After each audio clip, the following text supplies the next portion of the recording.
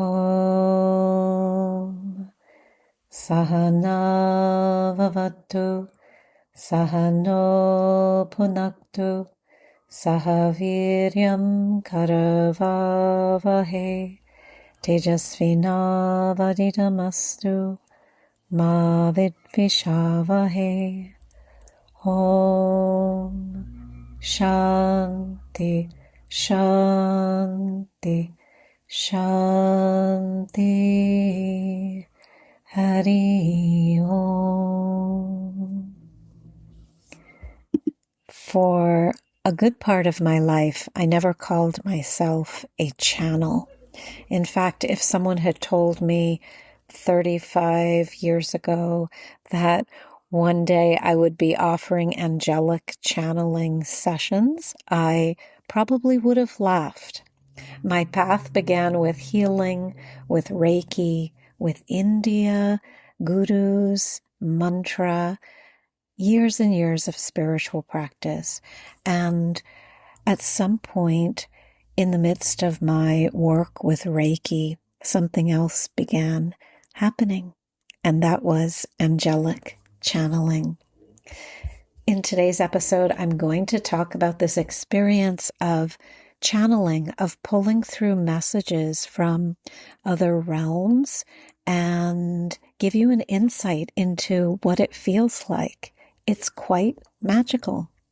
So namaste and welcome back to the Spiritual Wealth Podcast. I'm your host, Alexandra Savithri Amba. I'm a Reiki Master, Vedic Healing Master and Priestess, and spiritual guide who has practiced and taught spiritual self-development and healing for more than 35 years, led pilgrimages to India, and studied with blessed Indian gurus.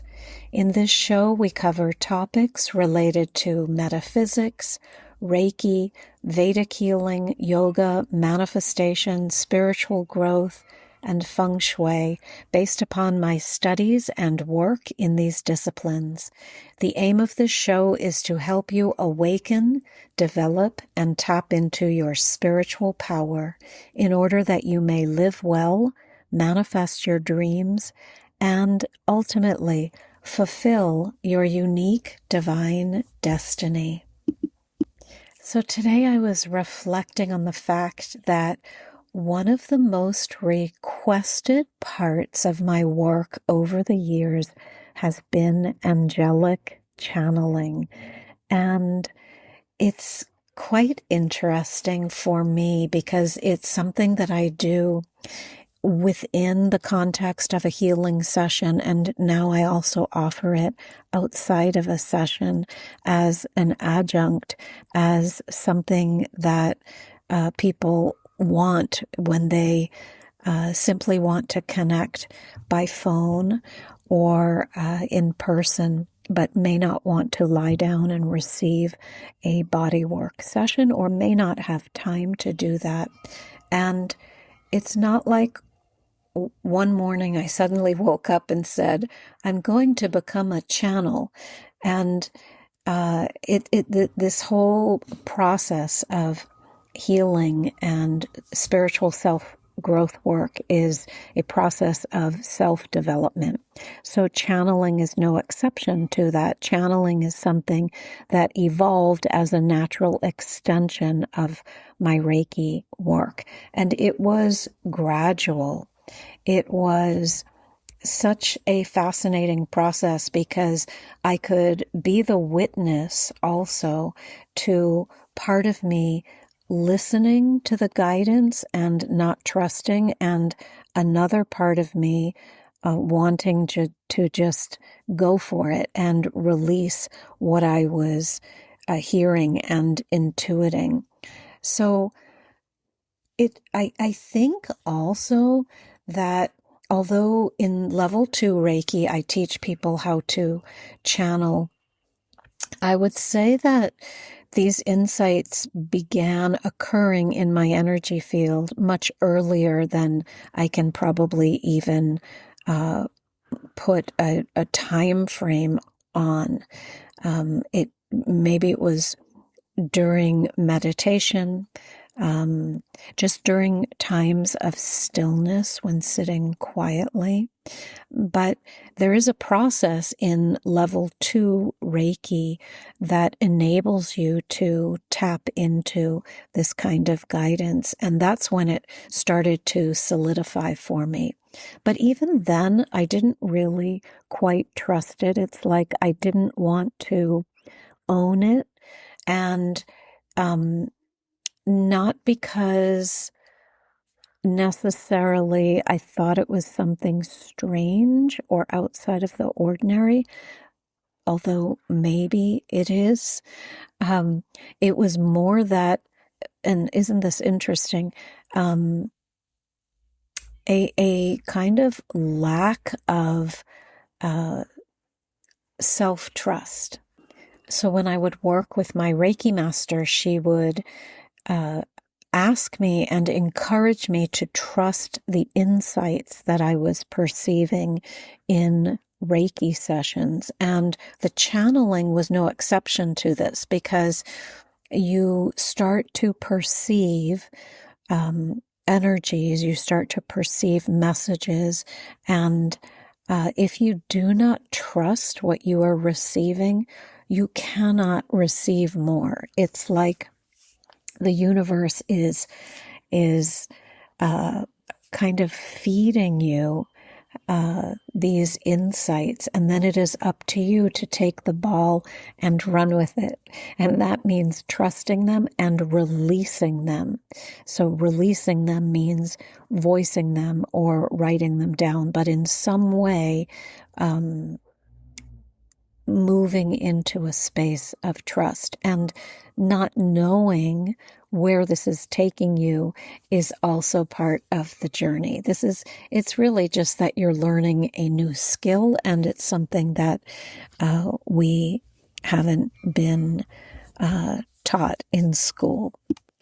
So when I experience channeling, it might not be the way many people imagine it. It's not that I'm going into a deep, deep trance. I'm still fully aware and cognizant of the environment around me. I don't lose consciousness. I don't hear booming voices from the sky, but the guidance arrives very clearly, and so clearly that I no longer doubt it at all. There is no interference from my own voice, my own ego.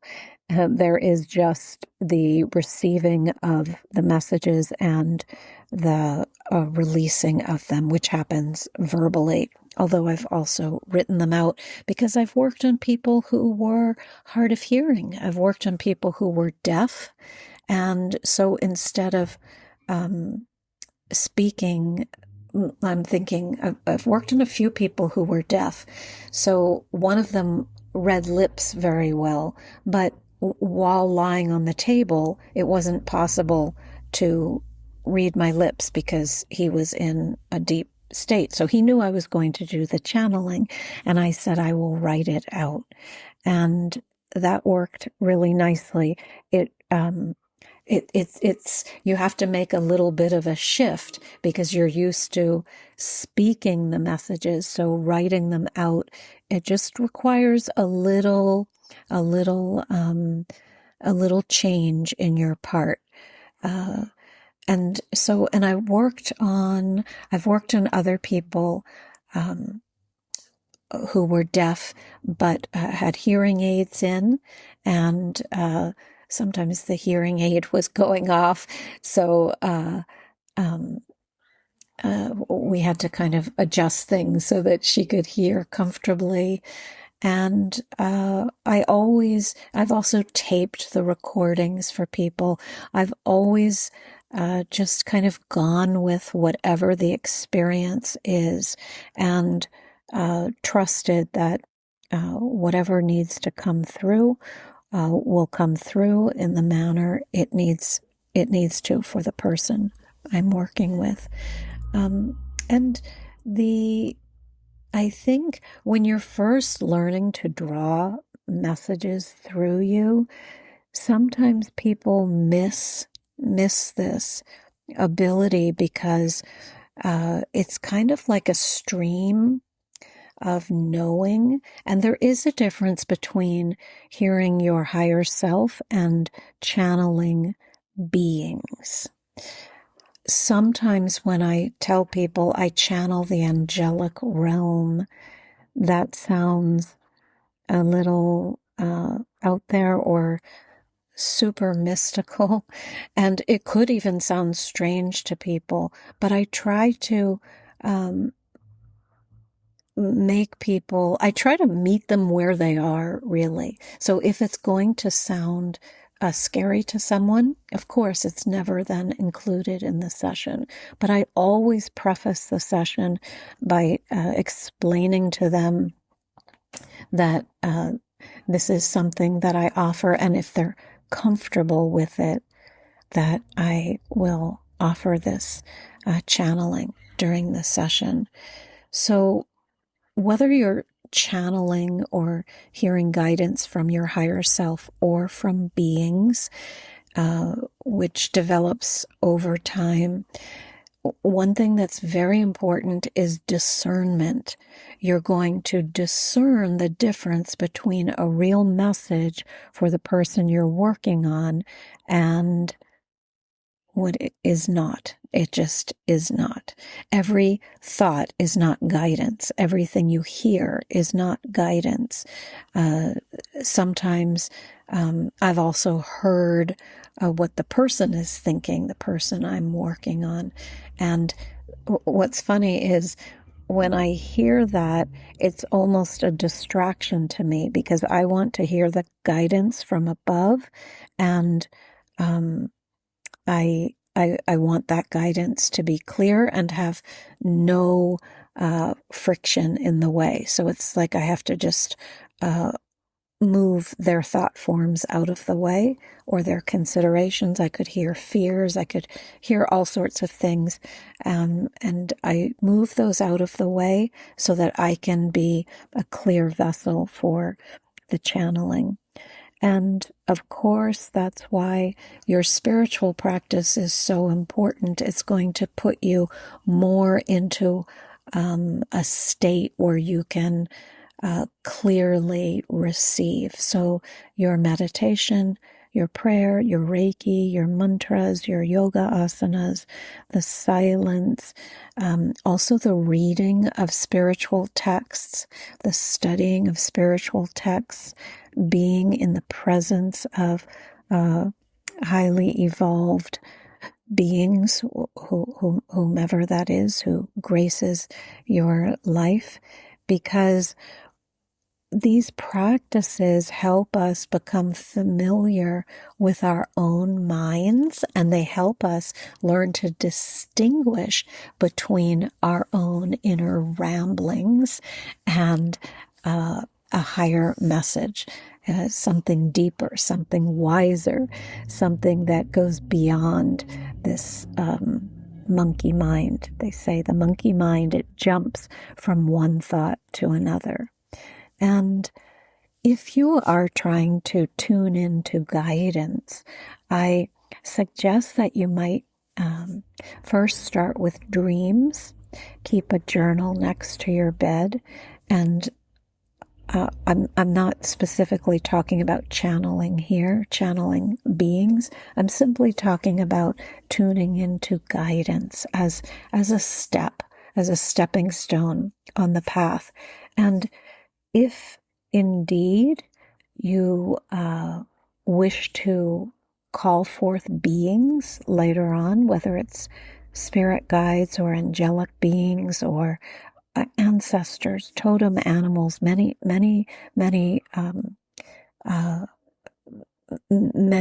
such guides we can pull through. If you want to, that will become available as you progress. But as a starting point, please don't discount your dreams. And the dreams also give you a way to distinguish between fearful impressions, fear-based dreams, and real messages. They open up pathways in your system. So a dream journal is kept next to the bed, and right in the morning, you jot down whatever is still very alive in your system. And it's quite fascinating how that opens up pathways. And it's such a simple technique, and how many people just kind of ignore doing it. But it will really train another muscle inside of you, that muscle of listening and opening up to guidance. And again, the question becomes not, is the guidance real? Am I really receiving guidance? The question is what I was grappling with, and I mentioned a few minutes ago. Are you willing to trust what you are receiving? And, sometimes when I'm channeling, I hear things for the person I'm working on, and I don't get the interpretation. I only get the message. Sometimes I get both. Sometimes I get an interpretation as well.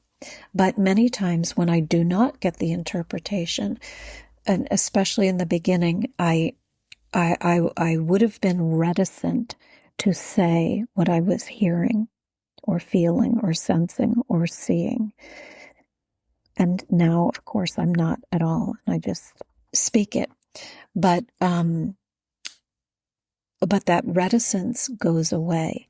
And one of the ways it goes away is that you become validated by the person you're working on. So you didn't get the interpretation. You only got the weird message. You thought it was weird. You didn't want to say it out loud. And afterwards, the person says to you, I can't believe you said that to me. And then they explain why that was significant. And at other times, the person does not know what the message means, but walks away with that message, and later it becomes apparent. I've had people call me and say, do you remember that channeling you did for me? And I usually don't, because the interesting thing about channeling is, remember, you are the conduit. So the energy, just like Reiki, it goes through you. And therefore, you're not holding on to it. So it's very rare that I would remember the channeling much after the session. I will remember it during the session, and right afterwards I can articulate it, but it starts to leave my field. It starts to leave my energy field because it wasn't meant for me. It was coming through me and meant to land in the person's system for them to make sense of. So I think the trust develops with practice, and it develops through your relationship with healing, your experience, your practice, through really paying attention to signals that you get. In one of the other episodes, I talked about receiving messages in the shower, and that's something very simple. Many people say that too. Oh, I get messages in the shower. Again, it's because you are in a state of relaxation, and that beyond that also, the warm water falling on your crown chakra is an amazing experience.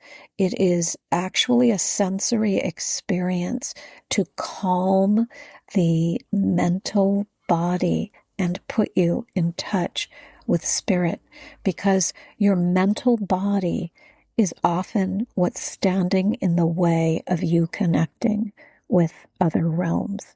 Your mental body, the mental body that's saying to you, oh, you can't say that. Oh, that would seem strange. Oh, don't make a fool of yourself. Your ego and your mental body are there wreaking havoc with you. And then over to the side is this intuitive, calm, sweet, persistent voice of spirit coming through. And when you start trusting that and following it, your life opens up in really magical ways.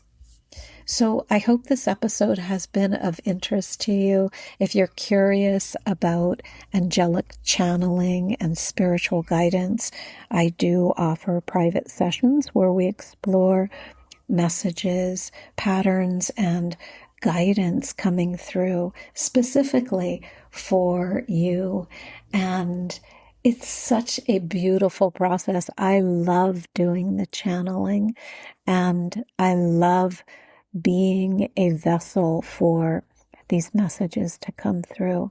I tell people also in healing sessions, this is never anything to be afraid of, because the guides are giving us helpful messages. Even if there's something amiss in your life, and each of us has areas that are amiss, which again is kind of a misnomer, because I would say everything is perfect. Nothing is amiss. But nevertheless, we judge things and we say, oh, this is a weak area of my life, or I should have this figured out by now, or I'm blocked in this area. So I like to coach people to change their language as well around healing. But anyway, if there is an area where you feel blocked, or you feel like you want some guidance, it's so beautiful to hear these messages, because they are always positive. They are always helpful. They are always insightful. Sometimes they are mysterious, and they're like puzzle pieces for us to figure out. But that's part of the beauty of working with other realms and tapping into the spirit, the spiritual, the energies that be around us. They pull us out of this mire of the physical world where there is very obvious suffering, and they allow us to know that there is something more, that there is something greater, and that something greater is available to guide us and uplift us and help us. Help us. There is help always available. Always put forth that request to the universe. If you are suffering in any way, ask for guidance, ask for help, ask that you may be shown the way, ask that the right person comes into your life, and then wait and see, and give the universe a chance to respond. Om Asatoma Satgamaya Tamasoma Jyotirgamaya Mrityurma Amritam Gamaya. Om Shanti Shanti Shanti. Hari Om. Om Sai Ram. Jai Guruji. Om Amriteshwariye Namaha. Hare Krishna. Om Namah Shivaya.